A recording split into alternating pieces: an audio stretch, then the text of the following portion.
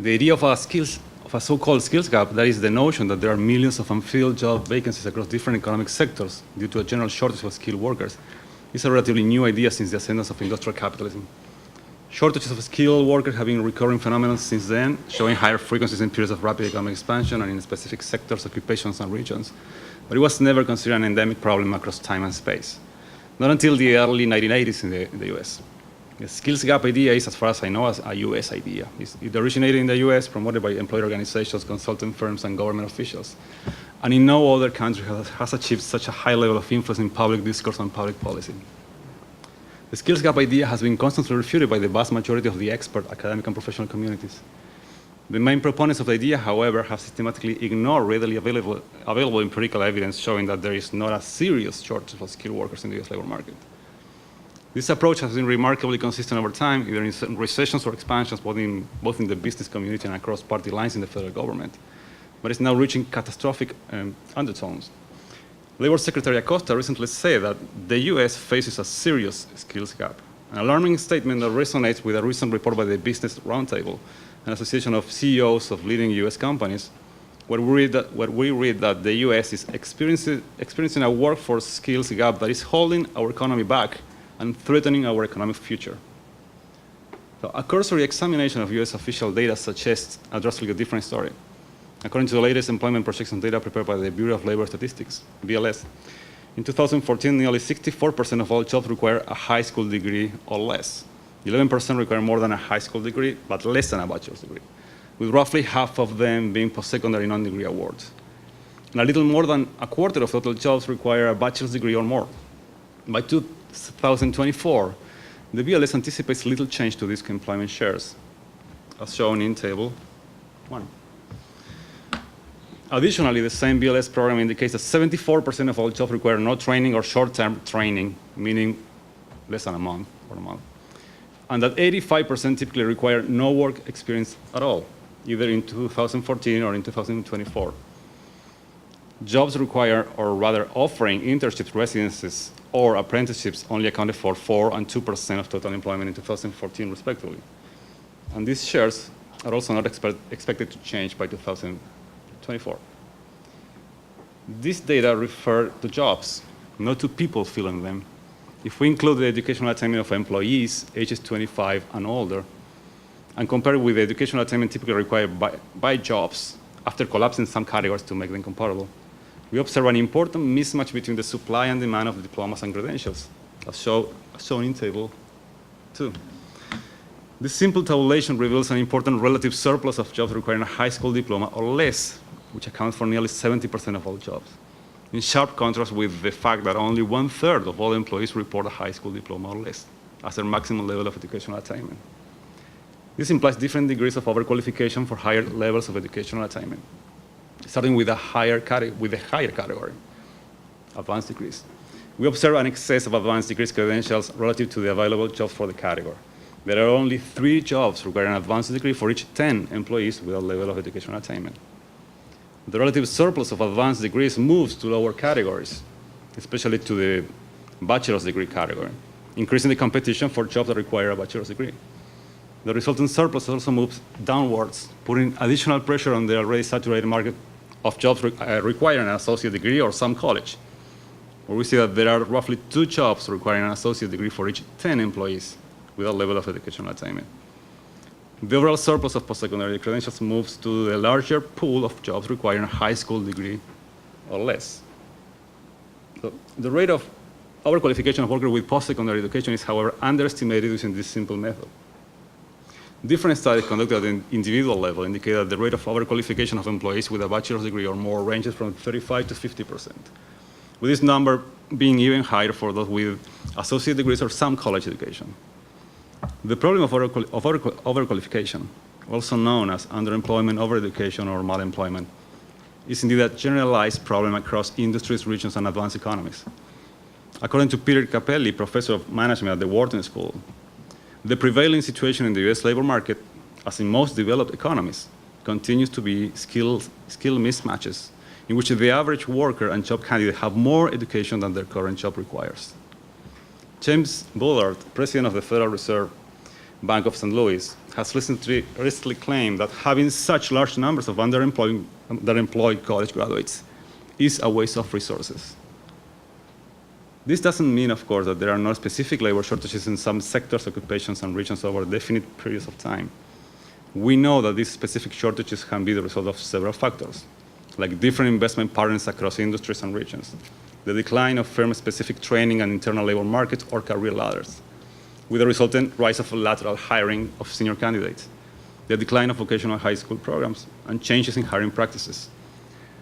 All this is true, but I think that the issue of specific labor shortages is eclipsed by the problem of overqualification, which affects tens of millions of workers and will affect millions of students currently enrolled in a post-secondary institution. Students and parents need to know, for instance, that 44 out of 100 recent college graduates, including those with advanced degrees, are currently employed in jobs that require a high school diploma or less. Underemployed workers need to know that their fate may have more to do with the structure of the job market than with any real or imagined individual deficiency. And we need to know much more about the experiences of students planning their careers and becoming workers, and how they keep cultivating their knowledge and skills amidst the proliferation of new technologies and so-called alternative work arrangement.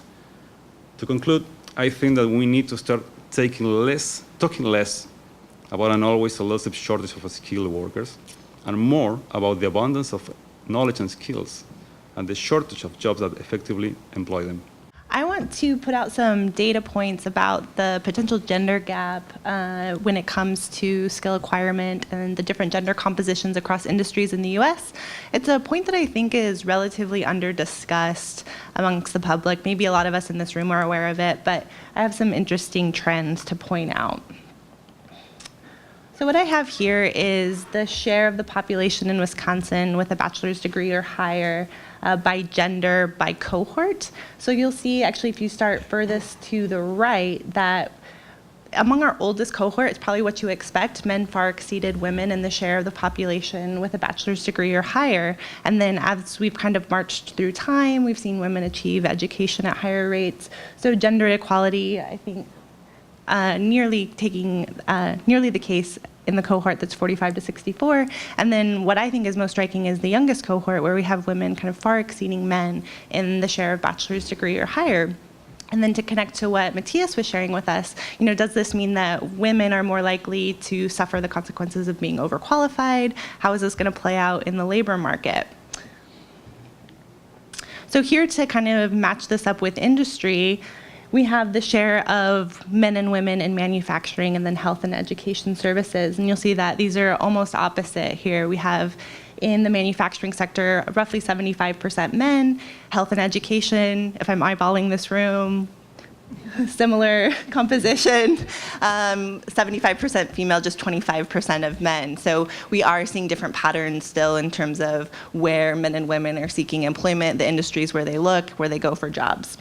And why might this be important, I think, is if we look at growth. We have here manufacturing growth since 1990 in the US and in Wisconsin, which is the number of jobs have actually been declining. So what does that say for the labor market that men are faced, or where the sectors in which they have historically worked?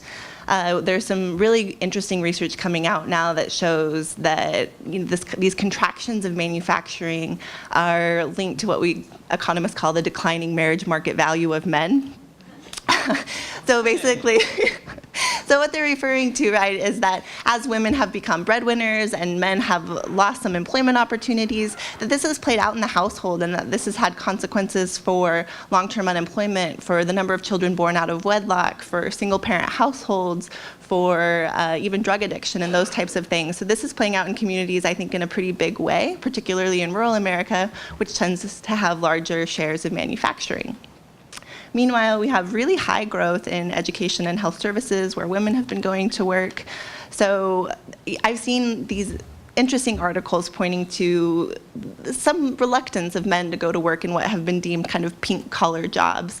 And I wonder to what extent that's the case. I don't know that it's been shown rigorously or empirically, but how are we serving our young men and young women in terms of getting them trained and matching them with sectors where there are going to be opportunities and growth, and then linking that to the well-being of our households and how this is affecting society. So I think all of this gender issue is playing out in a number of ways. I think it's going to be important going forward, particularly if manufacturing continues to decline in the number of jobs it offers.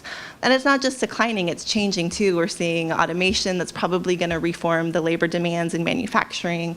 How is that going to play out? Are there going to be more opportunities for women in manufacturing as this changes? Are women going to become more interested maybe in manufacturing? So again, these are just several observations here that I wanted to put before the group to chew on and think about in terms of the labor market, skills, who's getting skills, and what industries are they going to work in the future. I'm going to follow up with a little bit of what Matthias started us with, is that we got to kind of look at the labor shortage issue, quote unquote, through kind of labor markets. But there's two parts of the labor market. There's the supply side and there's the demand side. It seems as though almost all the discussion that we've been having lately has been on the supply side. The quality of the workers, the skill gap, the education levels, this, that, and the other. But I want to think a little bit about the demand side. And this is kind of, you can kind of group businesses in Wisconsin, and indeed you can group them in the US, into kind of one of two categories. One where business owners view their employees as their most valuable asset. They will do anything for their employees. Tessa and I have been doing some work on women entrepreneurs, women business owners, and we find that women business owners treat their employees fundamentally different than men employers. The other group is businesses that view their employees as a necessary evil. Okay? Basically, I really don't want them, but I got to have them. Okay? I think that you can really think about the labor shortage within those two components. Firms that are actually view their employees as a valuable asset, I don't think they're having a hard time at all. I think they're doing fine, thank you very much. I think it's the businesses that basically are not very good employers. I was talking to an economic development director up in the northern part of the state. I won't name what county it's in, but there is one particular employer who is very loud about not being able to find quality workers. They're all drunk, they don't show up on time, they're doing drugs on the job.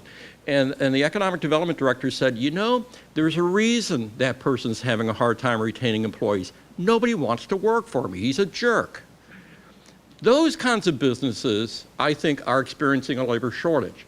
But where does the cause come down? Does that come down on the side of the worker, or does it come down on the side of the employee or the employer? I think we need to kind of think about it in that light a little bit. The second part is that a lot of Wisconsin businesses are operating, their profits are driven by competing on price. Okay? They're selling into a commodity market. Take cheese manufacturing in Wisconsin. The vast majority of cheese goes into the commodity markets. If you buy a frozen pizza, odds are the mozzarella cheese that's on that frozen pizza came from Wisconsin. Okay? Those cheese producers are selling based on price. What that means is that their margins, their profit margins, are very, very thin. Even if they wanted to raise wages, they can't afford to. They're stuck. So the question that we have really is, how can we help these businesses become more profitable so that they can indeed hire and pay better for their wages?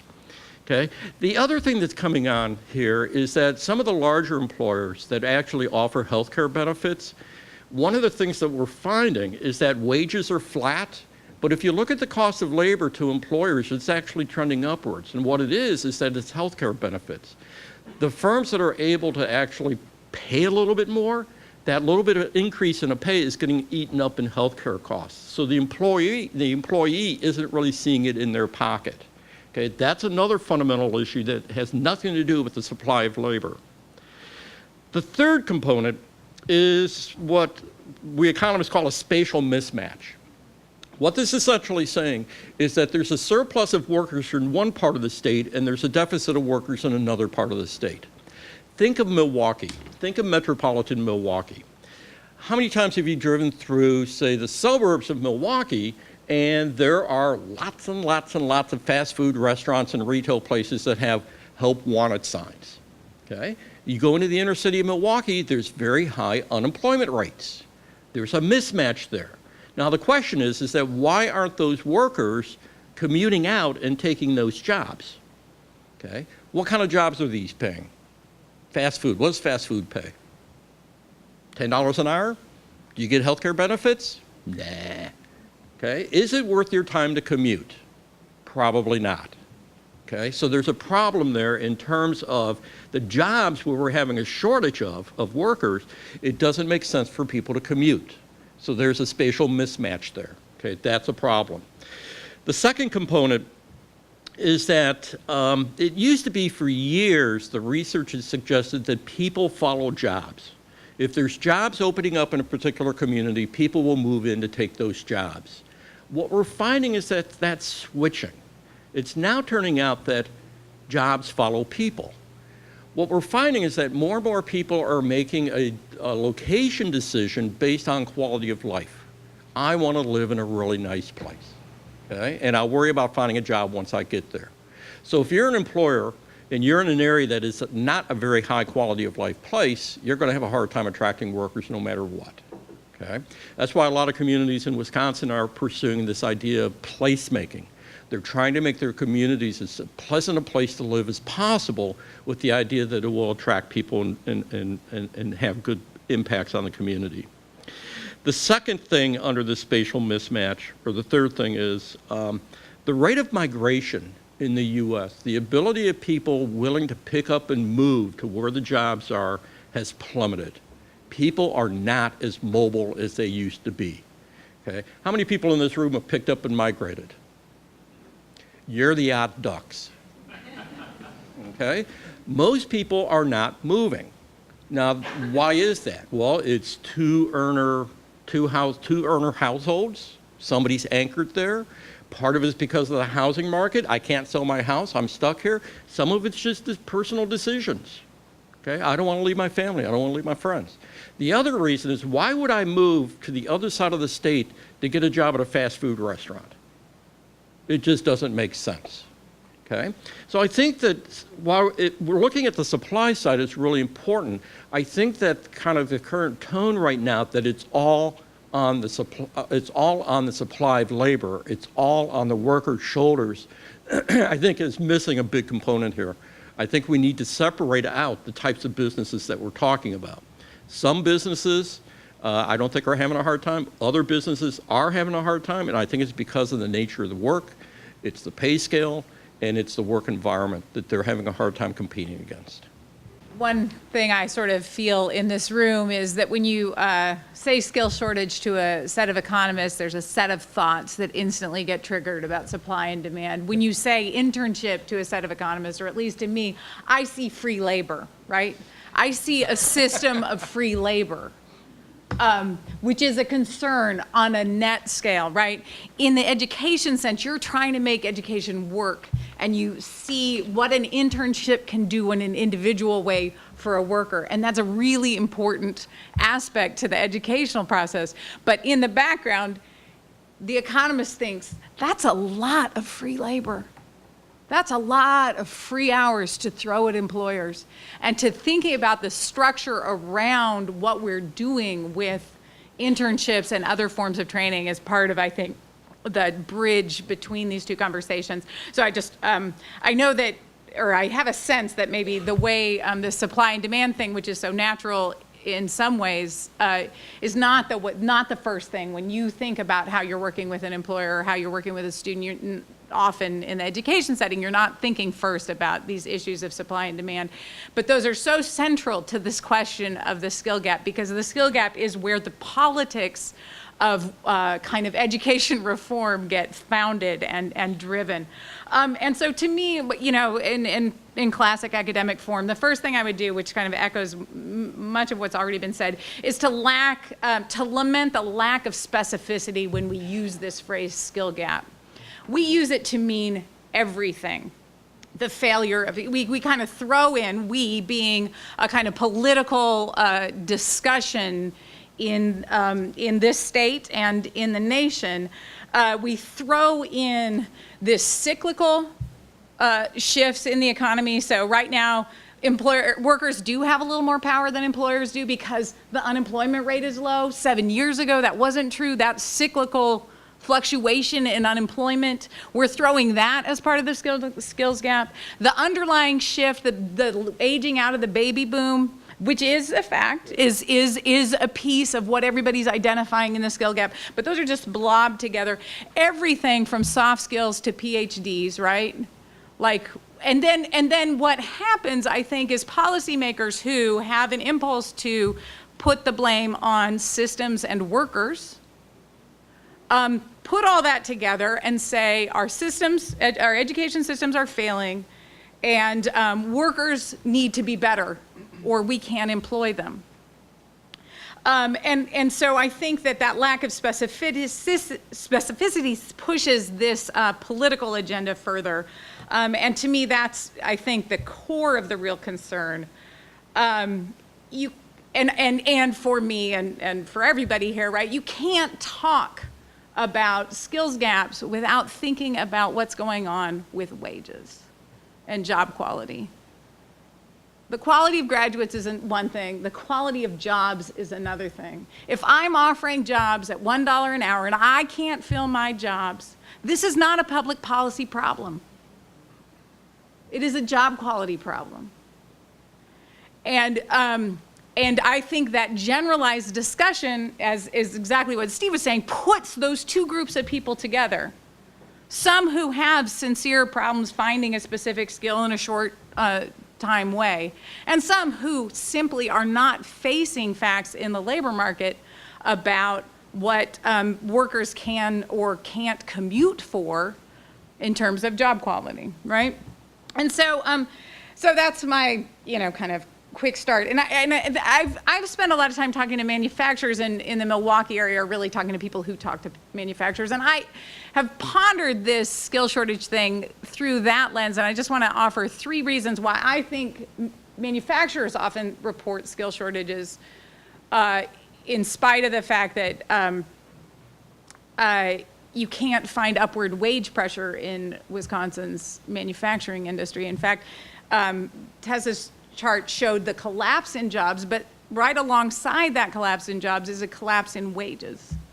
We don't have upward pressure in manufacturing. And that'd be one sign of a skill shortage, right? People have to pay more to buy the workers. You see wages go up, that's a skill shortage. Anyway, so I think one thing is that manufacturers' wages have fallen in relative terms, so that manufacturing in the state used to be in a relatively privileged position, and people would bother to get into those jobs because they were the jobs with the health insurance, paid vacation, and a 30% margin on the service sector, right? Service sector wages have come up on average. Manufacturing wages have been stagnant or down. That gap is shrinking. So manufacturers feel like haven't noticed the relative change in their position, their privilege in the labor market. Also, a lot of manufacturers were the entryway into better union manufacturing jobs. So people would put up with a lower wage manufacturing position in order to get to those better manufacturing jobs, and that's where we've had especially huge losses.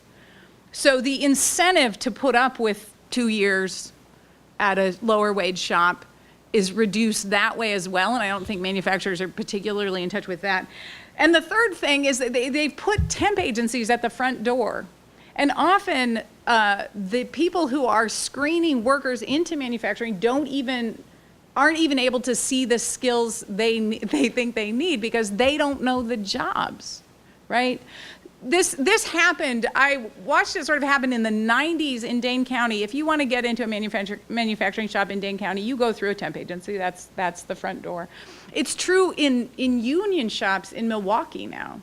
Systematically, the front door is managed by staffing services. But staffing services tend to have pretty young people who don't really know manufacturing running the sorting function. And people with a lot of manufacturing experience can't get in because the person can't see the experience. So that's, at least 3 ways where skills are moving through this labor market in ways that employers don't identify a skill shortage when in fact the background is not really, it's these other changes that are going on. So I just offer that, and then I think we can kick a lot of stuff around. I'm really interested in the gender component that both of you mentioned. In my own reading some research on this, how the skills gap is kind of impacting educational programming, I have noticed that it's oftentimes like with genderless, raceless, classless in certain ways that there is this. At the same time, I've also noticed, we need to have more skills programs for our underutilized talent, like women, like people of color, like low income groups. And so it's like, to me, I read that and I think like these are populations that are going to be further exploited through this system. And I'm wondering if what you guys are seeing, wondering more about the role of race and gender in class when we're having these conversations. One thing that comes to mind when I see, and I might circle back to your question, so sorry if I'm commenting here generically. I mean, one thing that's concerning or interesting to me when I see the large concentrations of women in healthcare, in care work, we can lump together a lot of different professions in that, or in various service sectors, is that these tend to pay less. We've also seen that the more women enter into a sector, the more wages come down. So I think, I personally still think that women are facing an uphill battle in the labor market. I think that potentially we're undervaluing a lot of care work. And I don't know, I think about just kind of anecdotally, talking with my family members and, for example, childcare. So on the one hand, let's say that we are undervaluing childcare services. But on the other hand, we need families who are able to go to work. So one is kind of an argument for higher wages among childcare providers and in various services or related services, but the other is an argument for, well, we need these services to be cheap so that people can in fact go to work. So just like it gets more complicated the more you think about it. I think that that there are institutional factors, there are systematic structures that are keeping men and women and various racial and ethnic minorities in less advantaged positions, and it's worth diving into those more. Some of the categories that are the most dynamic growth, I think, in the healthcare and is the lowest wage. It's worth remembering that it is not, the jobs in the clinics and hospitals that are driving growth in the healthcare sector. It's home healthcare. Mm-hmm. And those are jobs that pay $10, $11 an hour, that generate enormous turnover, and that workforce development systems consistently throw money to train people for in order to watch that door roll. And I think also it's worth noting, and in sort of a way of solving the problem Tessa called out, is that we don't invest in care until the kid's 5, right? So we pretend it's a private problem where you really do pit parent interests against worker interests up until the kid gets to school, and then we act like it's a public interest to invest in the kid. I think the answer on that one is more public investment, but thinking about how public policy is keeping wages of women's wages down in these care sectors, especially home care, the restructuring and expansion of which is driven by Medicaid policy, and especially childcare, where our privatization of the first 5 years of life have redefined those jobs as almost impossible to live on. That's public policy making those jobs bad quality. They're women's jobs, they're expanding jobs. It's where we have a lot of shortages, and that's one of the things I see. Yeah, and if we think about, okay, so we have a labor shortage. So what are groups with low labor force participation rates potentially? What are groups that we could incentivize to go to work? Where is there essentially like some slack? And young mothers, I think, is one of those categories. And we can show pretty rigorously that if you increase childcare availability, women go to work. The women who live close to their mothers and mothers-in-law go to work more often, or they stay in their jobs. We've seen companies that have 100% retention of young mothers, which is kind of unheard of. So there are both private and I think public policies that are or could be in play in terms of getting this potential group of workers back into positions. I've seen some research to look at the aspect of early childhood development versus where the child care is primarily provided by a family member versus an organized, structured preschool, the long-term impacts of that, where in essence the ones who are in some kind of organized setting is starting to show they have higher achievement levels than those who do not. And so I immediately thought that interesting, that aspect of public policy driving down jobs, and then also this aspect of, are the youngest children actually being prepared? I mean, I don't know if you have any thoughts on that, or if you've seen any intersections with that as well. I think you're right. I mean, there's disagreement over the magnitude of the difference, but there is a difference. Part of the problem, though, is that when we look at early childhood education from a public policy perspective, it's almost always viewed as a labor supply issue. We need to subsidize it so that low-income people can go to work, okay? But even when you have, and this goes back to that people are less mobile. If my mother or my mother-in-law is essentially my child care provider, I can't pick up and move to the other side of the state because I lose my child care. So it's another thing that's getting people anchored. One of the problems that we have is that, and I don't think this is unique to today, is that a lot of our public policy is a quick fix to a long-term problem. If the policy can't fit into a tweet, then it's too complex. An example is Oklahoma. Oklahoma had a massive shortage of nursing, people in the healthcare sector. And they had all this high unemployment in the rural areas. So they invested millions of dollars into the junior college system, is what they had there, for primarily women to get degrees in associate nursing degrees and whatnot. And then they found that, well, wait a minute, all these women are living in rural Oklahoma. The labor shortage is in the urban cities. And it didn't make enough, those jobs didn't pay enough for those women to relocate. So they spent millions of dollars to address a problem, but they didn't think it through. Okay, we fall into this trap of trying to find simple solutions for very complex problems. The soft skills gap, perceived gap, is there any research showing that it is true that it's an increasing problem? And if so, what's the cause of that increase? And if not, why is the perception that young people today have increasingly worse soft skills? I served on helped staff a 7-year initiative to connect Central City residents to regional economic opportunity in Milwaukee, and from 95 to 2002. And we had a board, and the chair of the board at one point was an African-American woman who had worked at Delco, which was a UAW plant. And the way she summarized it was, I got my soft skills at $16 an hour. And this is a way of pointing out that soft skills are in response to conditions, right? That you can't talk about soft skills as if they exist independent of the quality of the job. That if the job is a better quality job, I'm willing to change my behavior in order to maintain it. And when the job is a lower quality job, I may not be. So that to me is one thing. I think we act too often as if soft skills are given in a person and need to be changed in a person and aren't an interaction of that person and the job quality, right? So that's my first point. And then I know somebody else here has something smarter about soft skills. Which generation hasn't complained that the following generation, that we're all lazy and unwilling to work? This is generations old. I don't think we're in any kind of a new, unique situation today than any generation has faced. Can you talk about the relationship between universities and the skills gap narrative as it relates to the market? So what I'm thinking of is that over the last, say, 2 years, we have seen an influx of degrees like data science or applied economics. How does some of the policy changes at the institutional level sort of beheave the narrative about the skills gap? Different industries are going to be looking for different skill sets.